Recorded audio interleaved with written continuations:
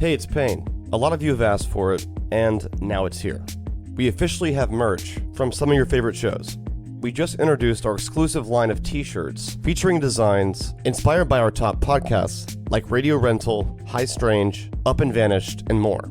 To celebrate the launch of our new merch store, for a limited time, we're going to give you 20% off of all t-shirts.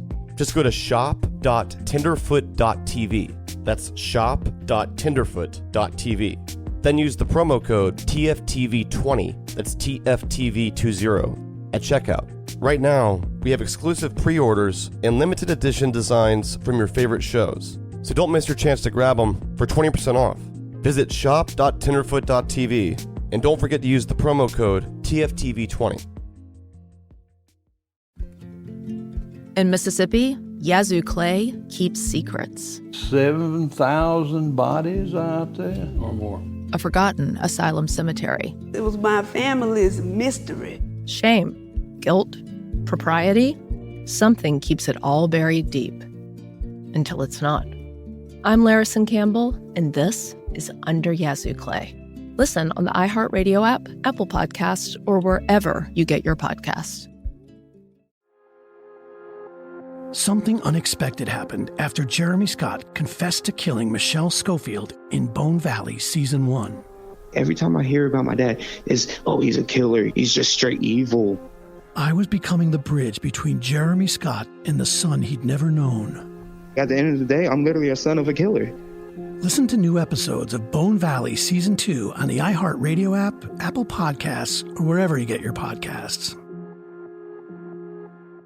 Have you ever wondered if your pet is lying to you? Why is my cat not here? And I go in and she's eating my lunch. Or if hypnotism is real? You will use the suggestion in order to enhance your cognitive control. Or what's inside a black hole? Black holes could be a consequence of the way that we understand the universe. Well, we have answers for you in the new iHeart original podcast, Science Stuff. Join me, Jorge Cham, as we answer questions about animals, space, our brains, and our bodies. So give yourself permission to be a science geek and listen to Science Stuff on the iHeartRadio app, Apple Podcasts, or wherever you get your podcasts. What's up, y'all? I'm AJ Andrews, pro softball player, sports analyst, and the first woman to win a Rawlings Gold Glove. On my new podcast, Dropping Diamonds, we dive headfirst into the world of softball by sharing powerful stories, insights, and conversations that inspire and empower. It's time to drop bombs and diamonds. Dropping Diamonds with AJ Andrews is an iHeart Women's Sports production in partnership with Athletes Unlimited Softball League and Deep Blue Sports and Entertainment. Listen to Dropping Diamonds with AJ Andrews on the iHeart Radio app, Apple Podcasts, or wherever you get your podcasts. Brought to you by Novartis, founding partner of iHeart Women's Sports Network.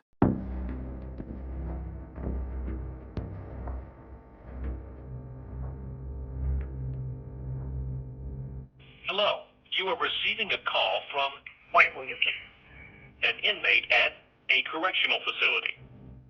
Press 1 to consent to the delivery of a pre-recorded message with information on how you can arrange to receive calls from your incarcerated loved one.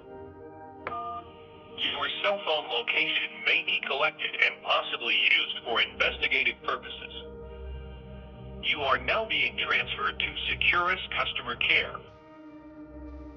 Thank you for calling Securus Technologies, the leading provider of inmate telephone services. You are receiving a call from an inmate at a correctional facility where we provide telephone service. Please spell out the letters of your first name. Payne. Okay, so is your first name Payne?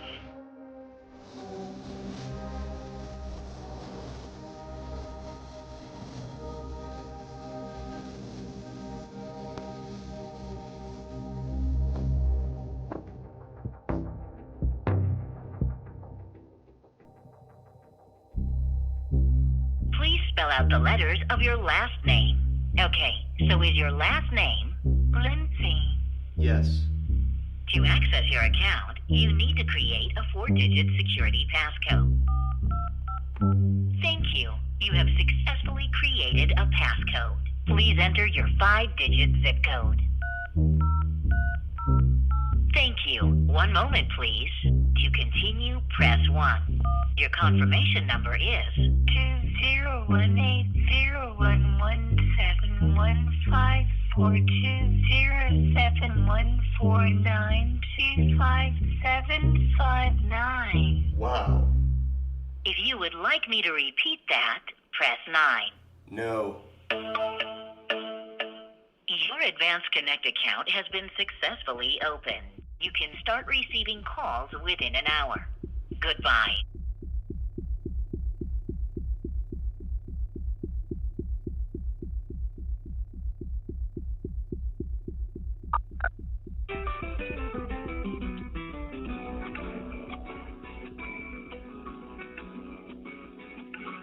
This conference is being recorded. Oh, my bad. Okay. Everybody's here. Okay. Yeah. Can you hear him, Wayne? Oh, yeah. Payne, can you hear Wayne? I can. Can you hear me? Okay, yeah. No problem. Okay, is this Payne? Is that your... Yeah, this is Payne. That's my first name. We got Payne, Wayne, and Dwayne. All right. To tell it my way, to me, is not really what's important, because my way is the right way, and it's the truth about what happened. You know, to me, you know, let the book fall where it may, you know, wherever, because there's only one truth. Truth is truth, you know, and all this, I guess, stuff, fake news, as we hear all the time, you know, I'm not into that either. And the truth in this case is really simple. It's not complex or anything, but it's a truth that people may not want to hear. And it's the truth that they have to hear to understand what happened and it continues to happen. Now, let me give you just a little... And by the way, if time goes, we have to call up, because I'll explain to you as we go to mechanics of how we got to communicate and all, because it's kind of weird here, you know. So basically what we were looking for from a documentary point of view is a multi-part thing to tell the story. You can't tell it in 60 minutes like you and I both know. It's not important. In other words, people don't need to hear and see what... That's not what's important. These other people have a story to tell. They're going to tell my story for me. That's what I'm saying. You understand what I'm getting at? You will fully understand once we get into this. Because one thing about prison, you can't fool these guys in here. If these people thought I had killed somebody or done something like that, I'd have been dead the first day I hit the county jail. Are you understanding me? I'm in a closed security prison in a dorm with 80 other inmates. Shanks, now all that floating around. You got Crips, Bloods, GD, all kind of gangs here, and I got darn good relations with all of them. If they thought in it, I wouldn't be here. Are you understanding what I'm saying? This is the reality you're going to get to tell in this story, man. You know, you can't fool with on. They can smell a rat if there's a rat. You know, it's almost like a dog. You know, a dog knows an evil person from the good. They'll start growling. You know, so you know, it'll come out. This isn't about Wayne. This isn't just about me. This is for all those families who never got justice of all these years. They deserve some answers. Because I'm in a prison now with two family members. I'm here with the uncle and a cousin of two of the murder victims. We play ball every day together. Do you understand what I'm saying? We need to tell that story. I see that hurt and pain. We have shared things. There's a bond right there that needs to be told. Family members we're in contact with, they have given us information, and in at least 8 of the cases, they know who killed their people. But the police refuse to act on. These are the things that we need to bring out in these documentaries.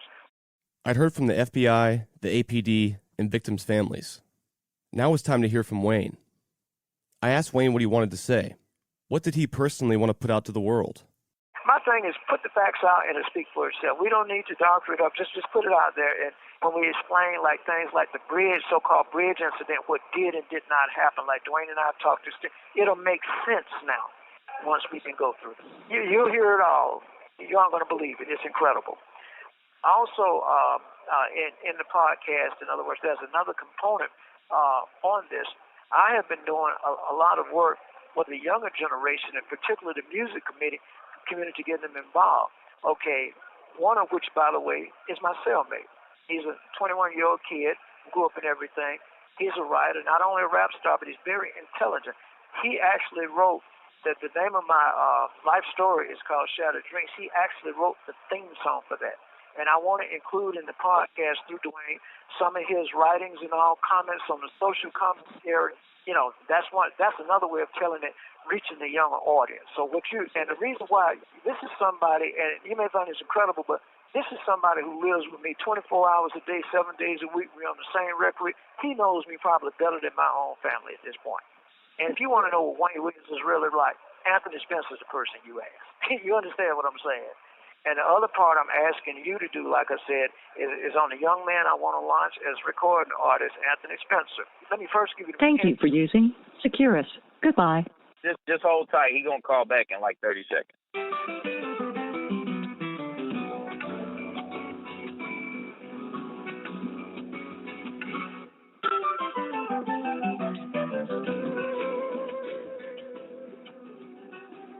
I was pretty surprised. Did Wayne have an artist he was trying to manage from prison? Another young black male like Jimmy, but this time, the artist was his cellmate. From what I could tell, Wayne was doing in prison exactly what he was doing in Atlanta in the 1980s, being a talent scout. Okay, we back. Okay. Like I said, that's my roommate, and he's gonna, I really want to tell in music his words about, as a young kid, just hearing about this, about getting that story out to the young people. You understand what I'm saying? That's a powerful way. As a matter of fact, what I want you to do, I want you to just introduce yourself briefly to him right here. Here he is right now. Just tell him who you are, what we're going to be doing, just very quick. Here he is. Hey, how you doing, sir? Pretty good. How you doing? Likewise. Well, like Wayne was saying, my name is Anthony Spencer, and upon meeting him, I just started really becoming aware of everything that's going on. Been going on for some time, and it was really like veil being removed from my eyes, and I just been doing a lot of writing, theme writing on those type of things. Oh yeah, I'm working on something specifically for this, and I'm gonna have it done. I'm gonna have it done as soon as possible, no later than tomorrow. I have to finish. Here's one. Okay, yeah, he keeps me level here. He keeps me level. This was almost unbelievable to me. Had Wayne tried to promote fellow inmates as artists before? Or was this the first time? And how exactly could someone develop a music career from prison? Anthony sounded like a young, eager, and amiable guy. And above all, he sounded excited to send me his music, inspired by Wayne's story. This is somebody who knows me better than anybody, and we need to put him out there because the public relations are trying to reach the age group you go. When you meet this guy and his family, you will understand. We need to put him out there. Get with Dwayne, get with his mother, and we want to go ahead and we want to put him out there and eventually land him out there. It's not just an artist, but a commentary, and basically, he's got his own story to tell, and he's got the type of story that should end up on Lifetime by itself. And in the meantime, Kane, get in touch with Mrs. Spencer's mom. She's in Atlanta. I'm gonna call Anthony's mom, and then tell her that I'm gonna be giving you her information. These phone calls with Wayne and Dwayne took a lot of coordinating. The prison email system, phone protocol, and of course our schedules. It took multiple calls before I began meeting anyone outside of the prison. I asked Wayne why he thought he was in jail today. Some people I talked to seemed to think he was a scapegoat, and that maybe this whole thing was orchestrated. Dwayne Hendricks went as far as to say it was a full-fledged conspiracy, but I wanted to hear what Wayne thought. Hear me clear. That was not and never was a conspiracy to get me before the fact. Nobody knew the route I was going to take that night of May 22nd regarding that. Not even me. I am a Gemini. Gemini. There's that word again. The band that Wayne was developing in the late 70s. Now, Wayne was using it as his astrological inspiration for how he lived his life, including that fateful night on the Jackson Bridge.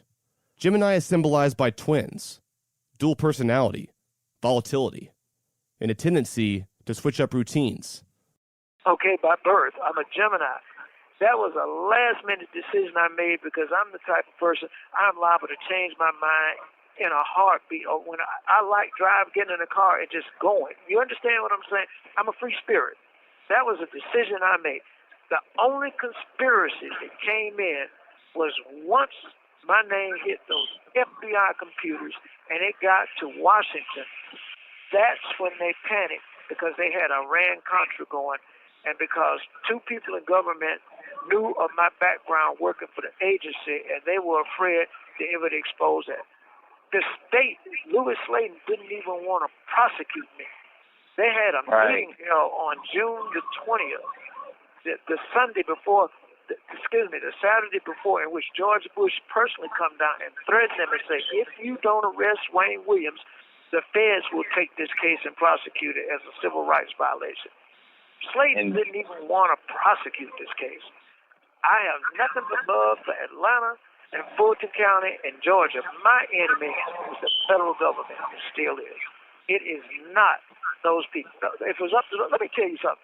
The sheriff of Fulton County, when I was in Fulton County jail, before I went to trial, when I had my record, a lot of people, there's a hill behind the old jail. I used to go out with one deputy who didn't even have a gun. We used to go out there across the street from the jail and go to the store. Now, that's how much they were concerned. And they say, we ain't worried about this. Are you understanding what I'm trying to tell you? When a person does a crime, and the public doesn't understand it, say a burglary. If you do one burglary in a neighborhood and they've had 20 burglars in the neighborhood, they don't give a damn. You're going to wear all of those cases so they can close the books, because prosecutors in Georgia are elected officials. They're not appointed. They're elected. And that's one of the biggest flaws in the criminal justice system. They go on votes. It's about closing cases. Bottom line. Whatever suspect they came up with, you have 1 minute left. That's the way it works. It was simply a matter of record keeping and close the cases to make it look good. Over 90% of the black community knows I didn't do this and thinks I'm innocent. But with the white community, it's just the opposite. It's only 50% of the white community, because of articles like CNN and what you have. It's a racially polarized perspective. And the sad part about it is these white communities, pardon my language, don't know diddly shit about what happened. The ones who are telling you I didn't do this are the ones who know. But, it's just like the thing going on with the police killings today and the things in the stadium. In other words, nobody will everybody, well, let's just play by. That isn't the point. The point is, pardon my language, just like in my case, if those athletes had been just any other person other than an athlete, pardon my language, pain, but you're going to hear this, they would be just another nigger to anybody else. That's the same thing in this case. Are you understanding the relationships, why we have to tell it like this? Because the black community has a different perspective on the Atlanta murders than the white community. Totally different. Because they know, and they feel that their community had been slighted by the white community, who was more concerned with just throwing money in this and having press conferences. That's the whole hurt. The caller has hung up. Wayne talked rapidly during our conversation. Maybe it was a habit formed from having to maximize time while using the prison phone system. Or maybe it's just Wayne. Some of what he was saying directly reflected the opinions of people like Monica Pearson and Kalinda Lee. These murders were not handled properly in the eyes of much of the black community. However, what he said about press conferences was a little conflicting. Didn't Wayne rally his own press conference at his house? If he was so opposed to sensationalizing the news, why would he have done that? The next thing Wayne brought up was his attorney, Lynn Watley. Next conference call, we're going to have to involve the attorney. Lynn, and I'm going to tell you point blank, I don't use this language, but he's an asshole, okay, to deal with, but he's an essential asshole to tell the story because he's been burnt so many times. I don't think people understand what Lynn's problem is, why he doesn't return calls, and that's what infuriates Dwayne. And I've been through it myself with him. We've been through but let me tell you something. Lynn has done everything legally correct. He's been blocked at every step of the way by the courts and prosecutorial misconduct. And you're going to find out what his frustration is in the case because of a connection that Dwayne and I'll get into with you later on it. He's not afraid of anything, but it has to do with some of his family. You'll understand as you talk with him on that. But the main thing is Lynn will be able to make available for you things like the court transcripts, and he'll be able to tell you what went on behind the scenes. He'll be able to tell you what the Supreme Court justice told us before he died about the call he got from the Vice President of the United States, during the original Georgia Supreme Court thing. He'll be able to tell you what happened on the DNA test, and when they went back in 2009 to test the 2 blood samples we had, and it went back in the very next day, the state crime lab said, we lost that overnight. You'll get all of that. Go ahead and pay that man a visit. Don't wait on me, because he's heard of you. We talked about it, but you know what Lynn is. Go ahead and see him. But like I say, don't get frustrated with him. When he talks crazy, talk crazy right back. Thank you for using Securus. Goodbye. In a matter of just a few minutes, Wayne had made some pretty big claims about this case, from involvement from the vice president to lost evidence. I had to talk to his attorney, Lynn Watley.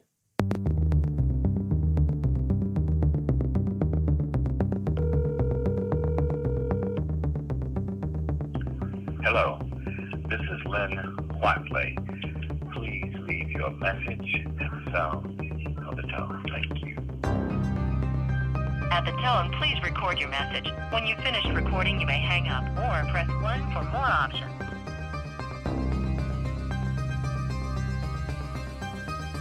No matter how many times I tried to call Wayne's attorney, Lynn Watley, I never got an answer.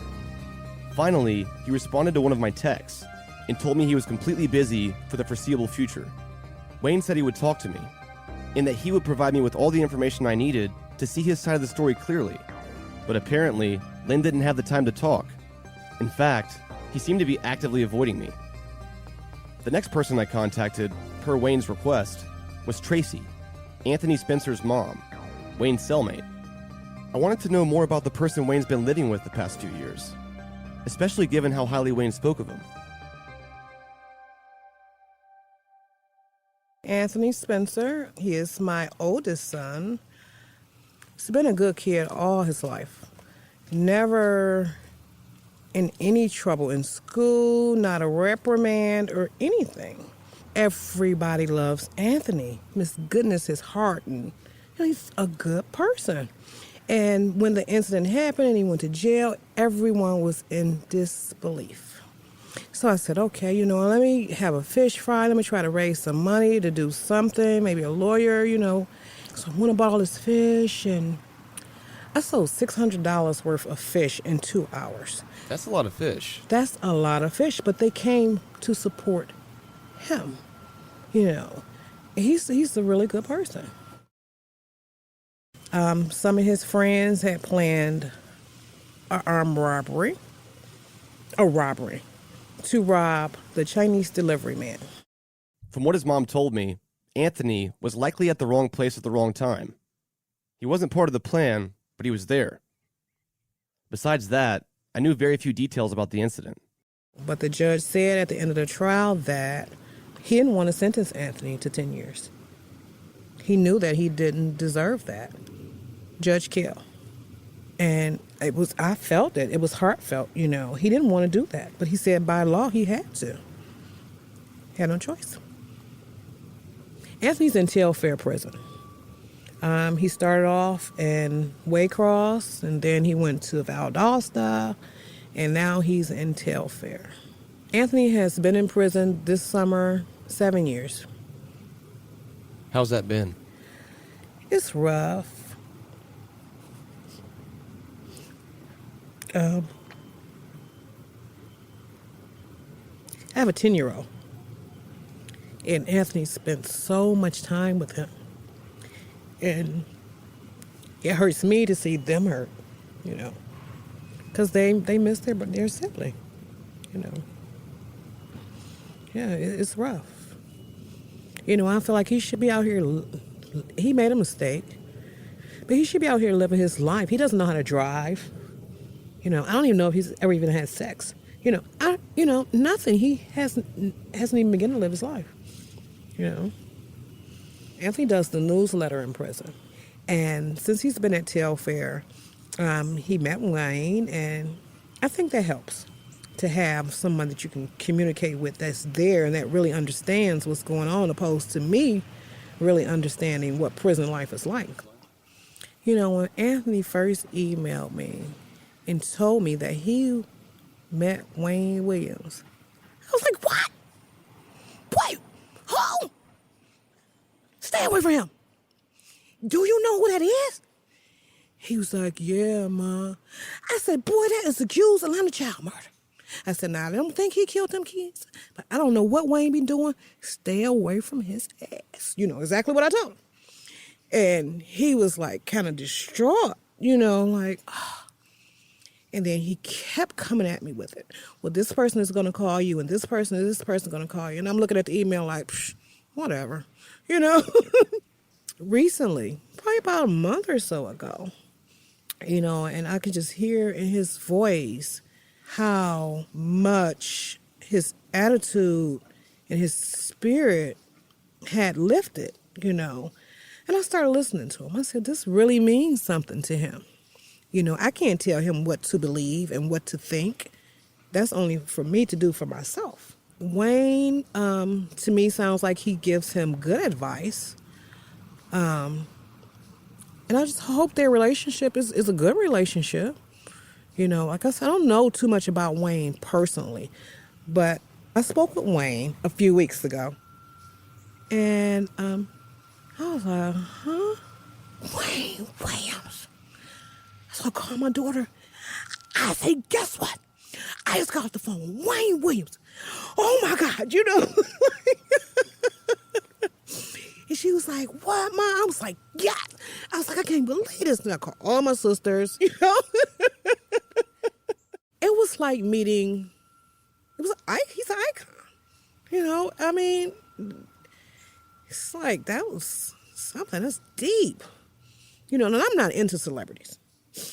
I'm just not, because they don't do nothing for me. So, but to actually speak to WayneWilliams, and I know from doing a little research that I've done on him and, which didn't tell me too much, he's a very intelligent guy, very intelligent. I was just excited. You said he was like an icon, right? Yeah. What do you think he represents? I don't know exactly what he represents. He represents himself, and I know he's been advocating to get out of there, and like everybody else, he just wants to live his life. But I think he's a good person. I think he probably was just a scapegoat, and he seemed kind of weird, from when I look at the films and stuff back in the day, like, a little nerdy type, but he was smart. I know he was into electronics and radio, but it seemed like he kept to himself back then, It's sad, but I don't know. I really don't know what he represents. I don't know what he represents. I talked to him. That was that brief 5-minute conversation. What did he say to you? He just told me, called me, addressed me, Miss McCain, and told me who he was, and then he proceeded to talk about Anthony and how bright and intelligent he really thinks he is, and he's talented. He told me how talented he is. And he said he has his lawyer helping with Anthony's case. And he said he didn't want anything. He just wanted us to advocate, for him. In what way?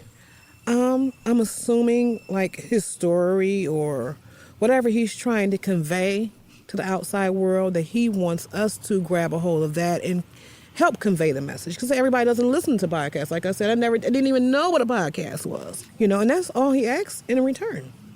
As a mother, is there any part of you that has any sort of fear or sense of uneasiness that Anthony's cellmate was accused of doing something like that? I don't think, because I don't think he did anything. My fear was, for like 5 years, was that something would happen to my son, Inside prison. Inside prison. That was my biggest fear. Yeah. I just pray for him, and he comes out of this thing unscathed. Yeah. And in his right mind. Yeah. To become a productive citizen outside those walls, and now I'm just like, I'm smiling every day because I know now we're on countdown.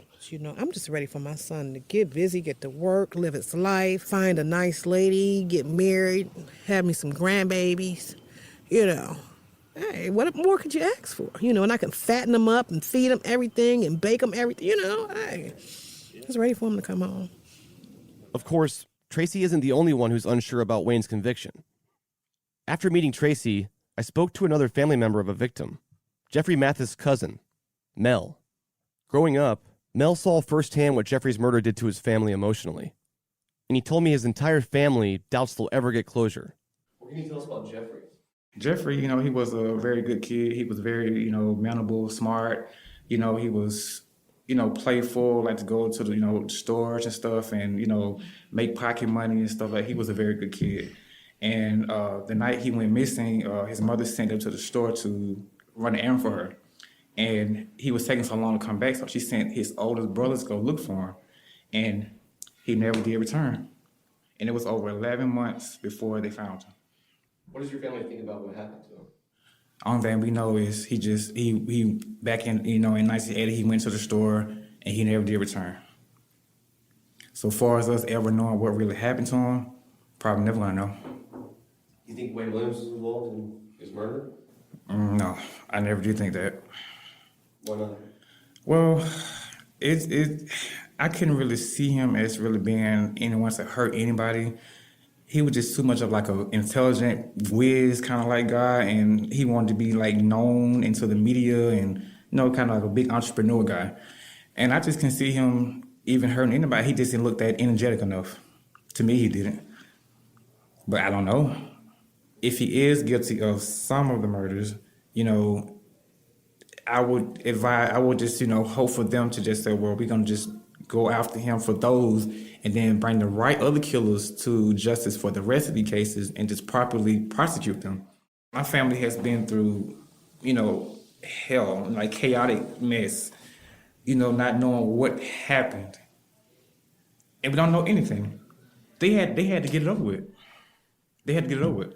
And it was just like when they solved the case, it's like the world just stopped listening. We just really want to know what happened and why. That's about it. We just want to get closure. And what's it going to take? Well, it's going to take the right people at the right time to come along and say, well, let me try to right this wrong. Just get these families closure because they need it. If there are so many people like Mel and Anthony's mom who aren't convinced of Wayne's guilt, and the only evidence of his involvement was trace fiber evidence, how was he in jail? Well, the FBI profilers played a huge part in that.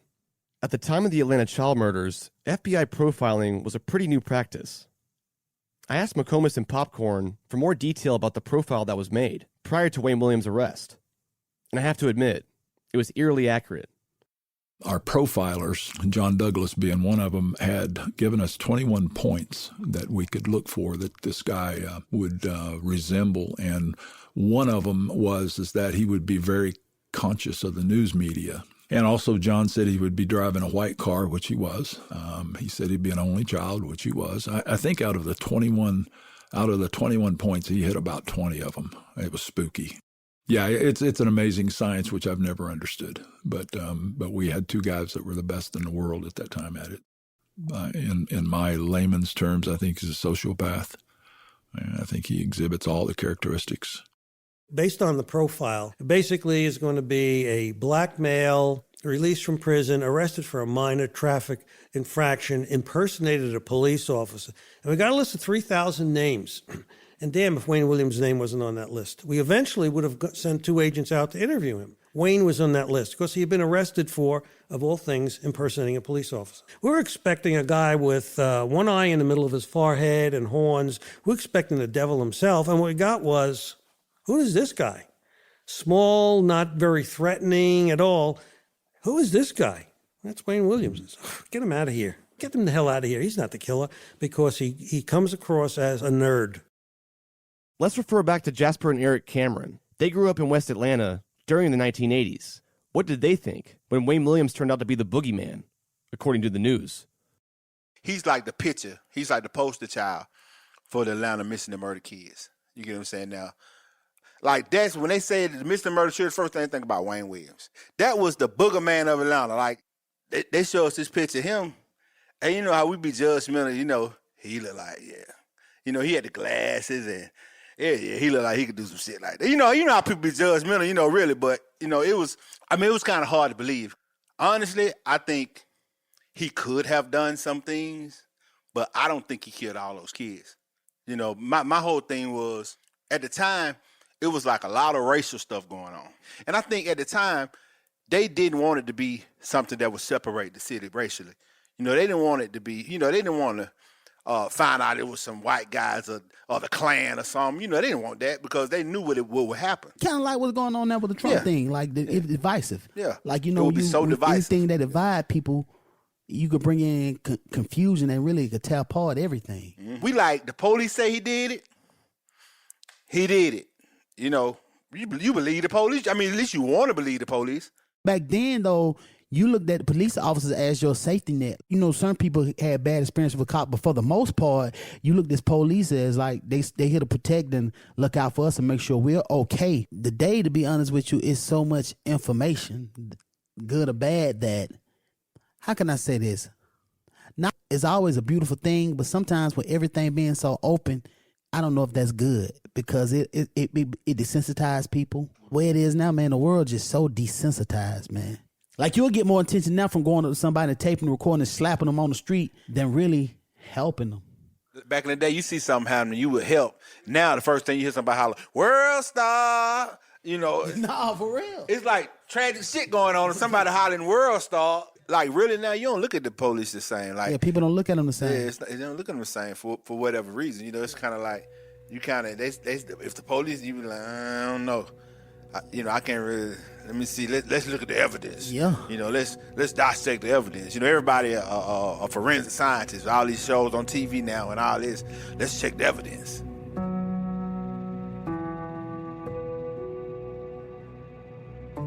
I began asking Wayne for some hard evidence. I needed names, stories, and leads to follow up on, or else I couldn't even tell the story he was painting for me.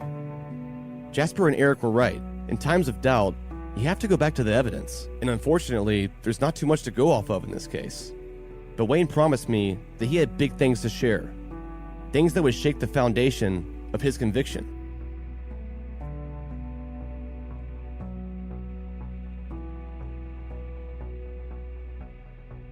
You're going to get to hear from Sidney Dorsey, who was he was one of the persons responsible for putting me in prison. Now he wants to tell the story about the witnesses he paid and why he did what he did. I'm not in the theories. I'm in the facts. And what I'm saying is there are some facts that we have from an investigative point of view from the inside of the case that have never been revealed publicly. These are the types of things that I want to put out and let people come to their own conclusion on. You're going to hear from a number of people who were involved in this case who didn't necessarily come forward, and they'll explain to you their reasons and all on this. You're going to have an abundance of people that are going to say, okay, well, let me show you this. You know, that's what's going to happen. And you're going to find out all of what happened behind the scenes on this. It'll be one of the biggest stories you've ever done, I promise you that. Once you hear that story, you're going to say, oh, my gosh, you're going to really understand this story. But it was hard to get the details out of him. You're going to find out about all of that. You're going to get all of it. You're going to get all of it. You're going to get that. We're going to get all of that for you. You're going to get the whole deal. All of this is going to open up. You're going to have more than enough background on that. I'm going to definitely talk about that. You aren't going to believe it. It's incredible. These are things that you're going to learn as we talk. All of this you're going to get. All of that. You're going to get all of it. Trust me, you're going to get all of that. You're going to get the whole detail. We got a lot to talk about, man. So believe me, you're going to get it all. You're going to get that. You're going to get all of that. Don't worry about it. That's going to come.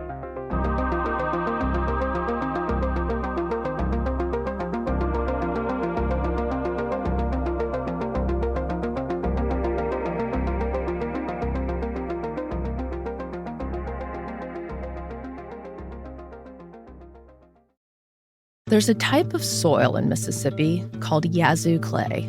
It's thick, burnt orange, and it's got a reputation. It's terrible, terrible dirt. Yazoo clay eats everything, so things that get buried there tend to stay buried. Until they're not. In 2012, construction crews at Mississippi's biggest hospital made a shocking discovery. 7,000 bodies out there or more. All former patients of the old state asylum, and nobody knew they were there. It was my family's mystery. But in this corner of the South, it's not just the soil that keeps secrets. Nobody talks about it. Nobody has any information. When you peel back the layers of Mississippi's Yazoo clay, nothing's ever as simple as you think. The story is much more complicated and nuanced than that. I'm Larison Campbell. Listen to Under Yazoo Clay on the iHeartRadio app, Apple Podcast, or wherever you get your podcasts. Something unexpected happened after Jeremy Scott confessed to killing Michelle Schofield in Bone Valley Season 1. I just knew him as a kid. Long, silent voices from his past came forward. And he was just staring at me. And they had secrets of their own to share. Gilbert King. I'm the son of Jeremy Lynn Scott. I was no longer just telling the story. I was part of it. Every time I hear about my dad, it's, oh, he's a killer. He's just straight evil. I was becoming the bridge between a killer and the son he'd never known. If the cops and everything would have done their job properly, my dad would have been in jail. I would have never existed. I never expected to find myself in this place. Now, I need to tell you how I got here. At the end of the day, I'm literally a son of a killer. Bone Valley, Season 2. Jeremy. Jeremy, I want to tell you something. Listen to new episodes of Bone Valley Season 2 on the iHeartRadio app, Apple Podcasts, or wherever you get your podcasts.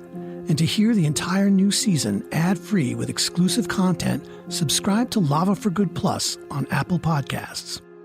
Have you ever wondered if your pet is lying to you? Why is my cat not here? And I go in and she's eating my lunch. Or if hypnotism is real? You will use the suggestion in order to enhance your cognitive control. Or what's inside a black hole? Black holes could be a consequence of the way that we understand the universe. Well, we have answers for you in the new iHeart original podcast, Science Stuff. Join me, Jorge Cham, as we tackle questions you've always wanted to know the answer to about animals, space, our brains, and our bodies. Questions like, can you survive being cryogenically frozen? This is experimental. This may never work for you. What's a quantum computer? It's not just a faster computer. It performs in a fundamentally different way. Do you really have to wait 30 minutes after eating before you can go swimming? It's not really a safety issue. It's more of a comfort issue. We'll talk to experts, break it down, and give you easy-to-understand explanations to fascinating scientific questions. So give yourself permission to be a science geek and listen to Science Stuff on the iHeartRadio app, Apple Podcasts, or wherever you get your podcasts. Imagine you're scrolling through TikTok. You come across a video of a teenage girl and then a photo of the person suspected of killing her. And I was like, what? Like, it was him? I was like, oh my God. It was shocking. It was very shocking.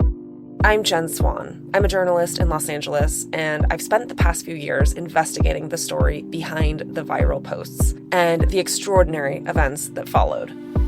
I started investing my time to get her justice. They put out something on social media, so I'd get calls in the middle of the night all the time. It's like, how do you think you're gonna get away with something like this? Like, you killed somebody. It's the story of how and why a group of teenagers turned to social media to help track down their friend's killer. This is their story. This is My Friend Daisy. Listen to My Friend Daisy on the iHeartRadio app, Apple Podcasts, or wherever you get your podcasts. In 2020, a group of young women in a tidy suburb of New York City found themselves in an AI-fueled nightmare. Someone was posting photos. It was just me naked. Well, not me, but me with someone else's body parts on my body parts that looked exactly like my own. I wanted to throw up. I wanted to scream. It happened in Levittown, New York. But reporting this series took us through the darkest corners of the internet and to the front lines of a global battle against deepfake pornography. This should be illegal, but what is this? This is a story about a technology that's moving faster than the law and about vigilantes trying to stem the tide. I'm Margie Murphy. And I'm Olivia Carville. This is Levittown, a new podcast from iHeart Podcasts, Bloomberg, and Kaleidoscope. Listen to Levittown on Bloomberg's Big Take podcast. Find it on the iHeartRadio app, Apple Podcasts, or wherever you get your podcasts. Over time, I picked up on some of Wayne's stories and began looking into them. The next thing Wayne brought up was physical evidence that linked some of the victims to other suspicious groups. Over, I think it's several thousand fingerprints that they took in this case. There's not a single fingerprint. If the victims, hey, if you're saying 20, 30, I don't know however many it was, we don't even know. If you're saying these folks had association with WayneWilliams and his environment, surely there would have been some forensic evidence or fingerprint for some of the victims in a house, car, some of mine. Nothing. You understand what I'm saying? This was a true witch hunt. So, and we want to attack the witnesses that lied and why they lied under this right here, because they were trying to get a $500,000 reward. Wayne seemed to be right about this, the fiber evidence at least. A Washington Post article from 1982 quotes crime lab microanalyst Larry Peterson, who worked this case and stood behind the fiber evidence. He's quoted saying, "We didn't have any bullets or fingerprints, only what we got off the bodies." Okay, you've got groups of killings. Some of them were unrelated to others. They just happened at the same time. You've got 6 to 8 cases that we know that white supremacists were involved in. We know this for a fact, including there's certain physical evidence, Caucasian fibers you never heard about. We know for a fact in 6 of those murders, we know this for a fact, based not just on their assumption, but based on the physical and biological evidence to finding Caucasian fibers in addition to witnessed. In other words, on the scientific evidence, we know this for a fact. But I don't want it to be put out what the KKK did out at Landmark. Oh, no. We're only saying we know they did 6. According to FBI records, 2 Caucasian head fibers were found on the body of Charles Stevens. But it didn't seem to be a recurring pattern, from what I could find at least. And then, Wayne brought up a homosexual ring. We know that another 6 cases were involved in a homosexual ring going on in Atlanta, a black homosexual ring. It's been learned that investigators have now found this man, Tom Terrell, and questioned him today about his role in some type of homosexual ring operated out of this home in northwest Atlanta. That ring apparently involved the latest child victim, Timothy Hill, and through recent findings may have linked together several other children on the task force list. I read about this man, Tom Terrell, in my research, and he did seem like a pretty suspicious and potentially dangerous man.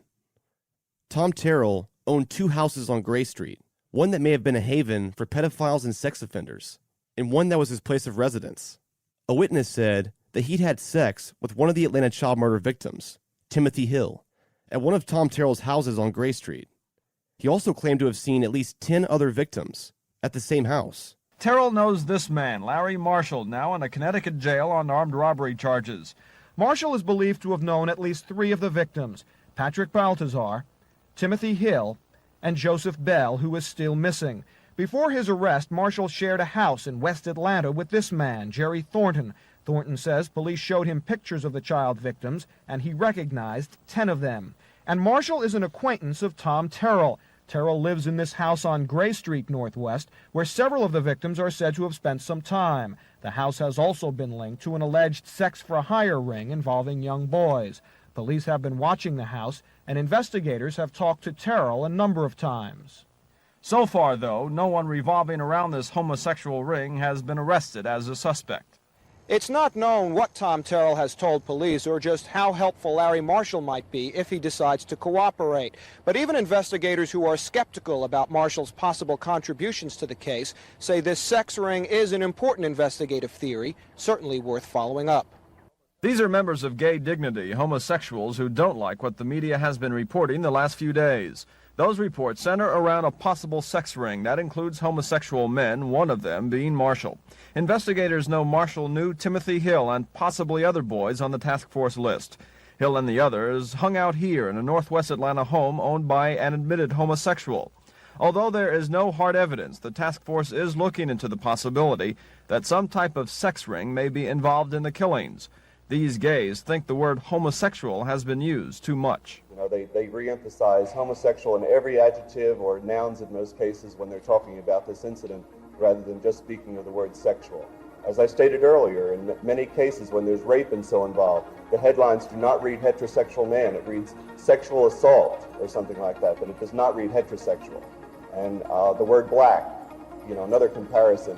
When it's a person who is a criminal, they don't refer to the person as a black man or a yellow man or a Chinese man. They refer to him as a man. The gays already think they are stereotyped and that the latest theory involving homosexuals will do nothing to help the problem. They're afraid that if it is a homosexual committing the crimes, then they all will be condemned, not just the one person. They have now offered to help the task force in any way, hoping to stop the implications. Clearly homophobia was and continues to be rampant. People are not necessarily speaking candidly and freely about gay identity, there is a lot of incredibly inappropriate conflation with gayness and predatory behavior, and particularly with gayness and predatory behavior towards children. So, it's not a distant step for people who are thinking in that way to think, well, certainly somebody who's gay would be somebody who might be a danger to children, and et cetera, et cetera, et cetera, although there's clearly no real evidence for such a connection. And so that clearly seems to have had a role to play in how people were thinking, first of all, about the murders, thinking about the children, thinking about the taboo around talking about how some of the children were assaulted, not just because of a kind of respect for victims, but also because of a sense of soiling, of taintedness, because of any kind of connection with homosexual activity. So all of that was a part of that conversation. And then you have these murders clearly of young black gay men, whether it's part of this pattern or a separate issue. It's hard for me to understand how the murders of these fully adult, albeit young, men feel the same as the murders of 6 and 8 and 9-year-olds. But all of that serves together to further marginalize, vilify, shroud in secrecy, and taboo and taint the victims, and to some extent, ultimately, the man who's accused of the murders. During that time period, we were not looking at child trafficking the way we are now. We didn't talk about child prostitution back then and how children could have been picked up and used for illicit means. During that time, very homophobic time too. People could not accept people for who they were. And every person who was a homosexual was considered to be a pedophile, which is not true. It was so disheartening to see that negativity that also was pointed at the gay community. But that was the time. Thanks be to God, we have grown. But that was really very frightening. That was never looked into, as far as I know, by law enforcement. Sex trafficking. Not homosexuality, but sex trafficking. So, did they look into known pedophiles? I mean, it could have been a pedophile who did this.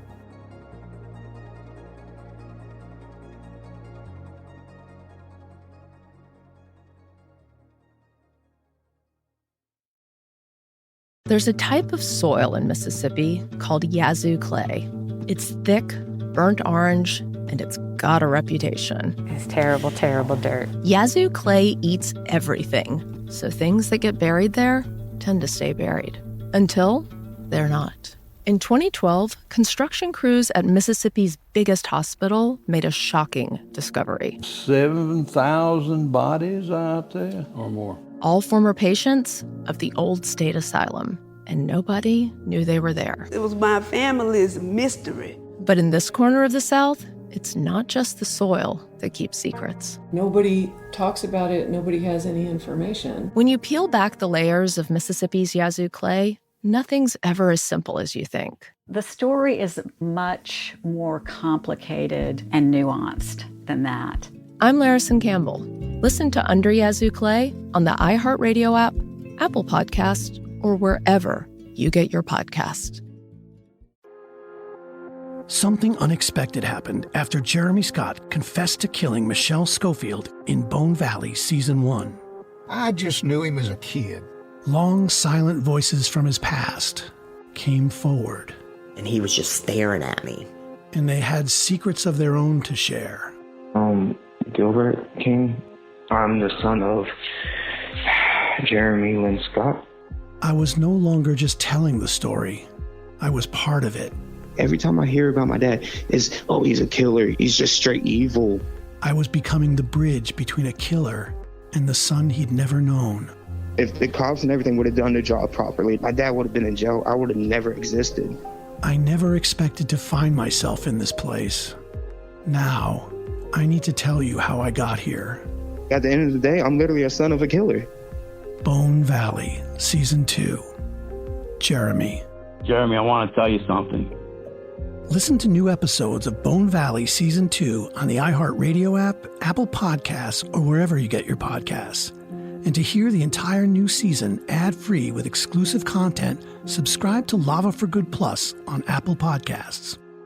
Have you ever wondered if your pet is lying to you? Why is my cat not here? And I go in and she's eating my lunch. Or if hypnotism is real? You will use the suggestion in order to enhance your cognitive control. Or what's inside a black hole? Black holes could be a consequence of the way that we understand the universe. Well, we have answers for you in the new iHeart original podcast, Science Stuff. Join me, Jorge Cham, as we tackle questions you've always wanted to know the answer to about animals, space, our brains, and our bodies. Questions like, can you survive being cryogenically frozen? This is experimental. This may never work for you. What's a quantum computer? It's not just a faster computer. It performs in a fundamentally different way. Do you really have to wait 30 minutes after eating before you can go swimming? It's not really a safety issue. It's more of a comfort issue. We'll talk to experts, break it down, and give you easy-to-understand explanations to fascinating scientific questions. So give yourself permission to be a science geek and listen to Science Stuff on the iHeartRadio app, Apple Podcasts, or wherever you get your podcasts. Imagine you're scrolling through TikTok. You come across a video of a teenage girl and then a photo of the person suspected of killing her. And I was like, what? Like, it was him? I was like, oh my God. It was shocking. It was very shocking. I'm Jen Swan. I'm a journalist in Los Angeles, and I've spent the past few years investigating the story behind the viral posts and the extraordinary events that followed. I started investing my time to get her justice. They put out something on social media, so I'd get calls in the middle of the night all the time. It's like, how do you think you're going to get away with something like this? Like, you killed somebody. It's the story of how and why a group of teenagers turned to social media to help track down their friend's killer. This is their story. This is My Friend Daisy. Listen to My Friend Daisy on the iHeartRadio app, Apple Podcasts, or wherever you get your podcasts. In 2020, a group of young women in a tidy suburb of New York City found themselves in an AI-fueled nightmare. Someone was posting photos. It was just me naked. Well, not me, but me with someone else's body parts on my body parts that looked exactly like my own. I wanted to throw up. I wanted to scream. It happened in Levittown, New York.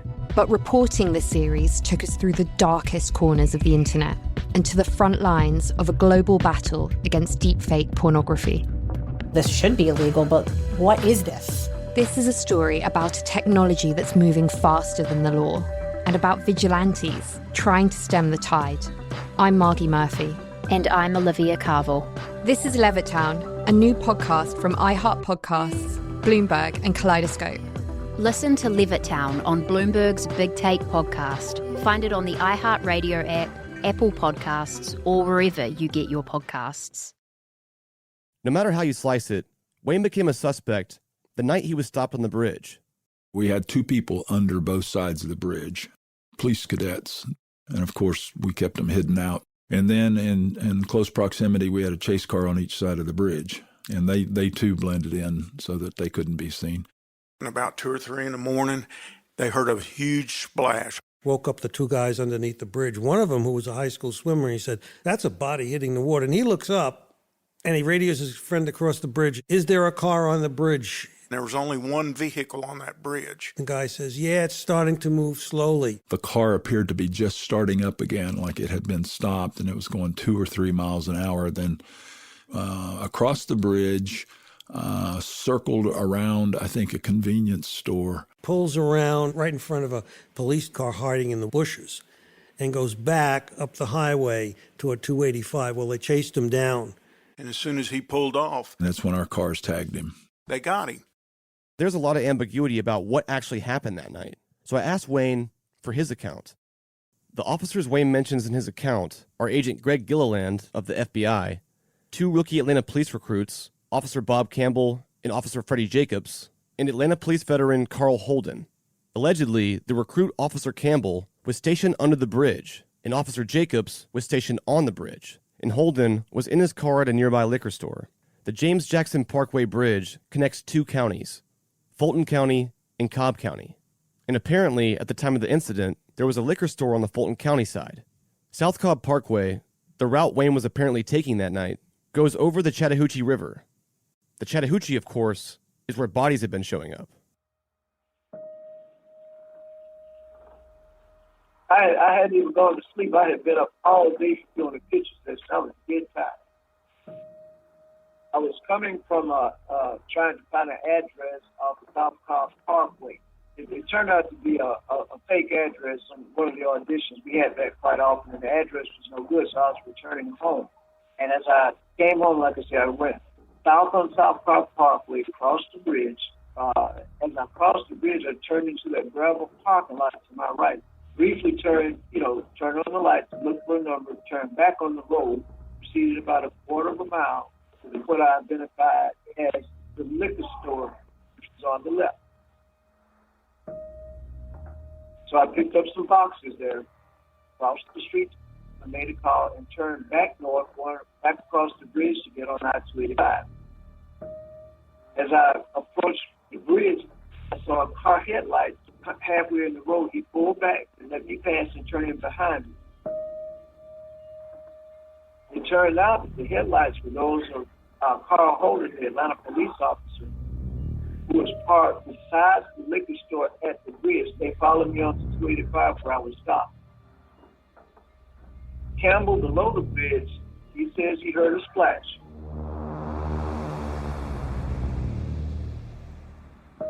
This was the radio sequence 1, 1002, 1003.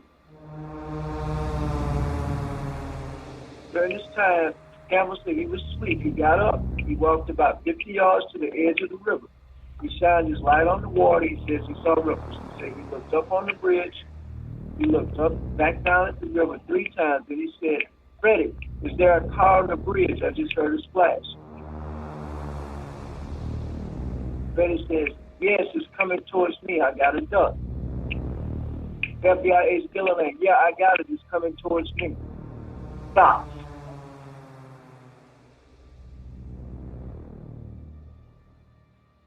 That's the time and sequence they testified to in court. There's the contradiction. During that sequence, there's no way any car could have been going south on the bridge, turned into the gravel parking lot, and turned back north. That's an absolute impossibility. That car, mine, had to have been traveling north the entire time of the sequence. Bottom line is, there was no splash.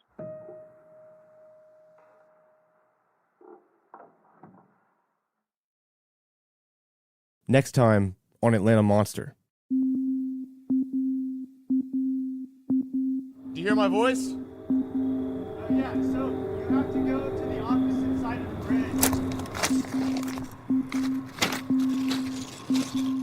So we have the rope with a clip that can clip onto Randy, and then we have it clipped on this side, staked into the ground over here. So we want to get a camera on Payne as quick as possible, then Chandler will have his camera up here.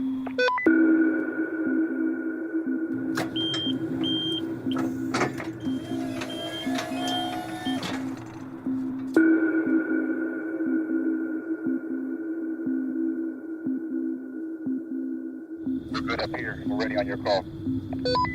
Good down here? Yeah, good here. Action.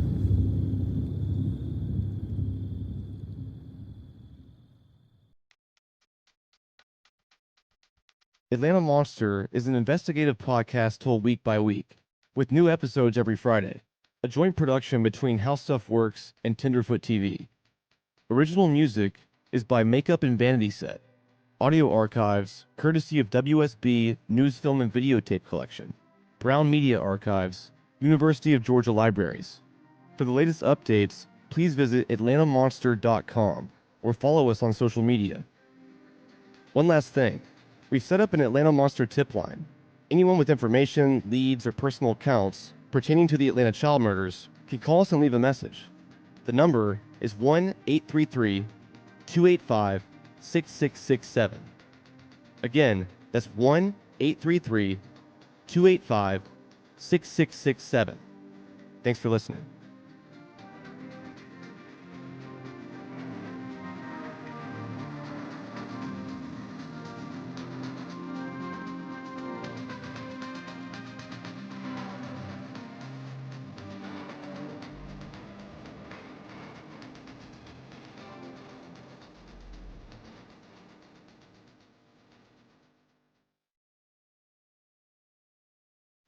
I don't know what to believe. I wasn't told what to believe. Materialistic, young and naive. New era rebels against the parent. Ass backwards like crisscross, getting lost in these streets. Reality turned thoughts to debris and our hearts to concrete. Weighing me down, I don't know what to believe. Weighing me down, I don't know what to believe. Yeah. In Mississippi, Yazoo Clay keeps secrets. 7,000 bodies out there or more. A forgotten asylum cemetery. It was my family's mystery. Shame, guilt, propriety. Something keeps it all buried deep. Until it's not. I'm Larison Campbell, and this is Under Yazoo Clay. Listen on the iHeartRadio app, Apple Podcasts, or wherever you get your podcasts. Something unexpected happened after Jeremy Scott confessed to killing Michelle Schofield in Bone Valley Season 1. Every time I hear about my dad, it's, oh, he's a killer. He's just straight evil. I was becoming the bridge between Jeremy Scott and the son he'd never known. At the end of the day, I'm literally a son of a killer. Listen to new episodes of Bone Valley Season 2 on the iHeartRadio app, Apple Podcasts, or wherever you get your podcasts. Have you ever wondered if your pet is lying to you? Why is my cat not here? And I go in and she's eating my lunch. Or if hypnotism is real? You will use the suggestion in order to enhance your cognitive control. Or what's inside a black hole? Black holes could be a consequence of the way that we understand the universe. Well, we have answers for you in the new iHeart original podcast, Science Stuff. Join me, Jorge Cham, as we answer questions about animals, space, our brains, and our bodies. So give yourself permission to be a science geek and listen to Science Stuff on the iHeartRadio app, Apple Podcasts, or wherever you get your podcasts. What's up, y'all? I'm AJ Andrews, pro softball player, sports analyst, and the first woman to win a Rawlings Gold Glove. On my new podcast, Dropping Diamonds, we dive headfirst into the world of softball by sharing powerful stories, insights, and conversations that inspire and empower. It's time to drop bombs and diamonds. Dropping Diamonds with AJ Andrews is an iHeart Women's Sports production in partnership with Athletes Unlimited Softball League and Deep Blue Sports and Entertainment. Listen to Dropping Diamonds with AJ Andrews on the iHeart Radio app, Apple Podcasts, or wherever you get your podcasts. Brought to you by Novartis, founding partner of iHeart Women's Sports Network.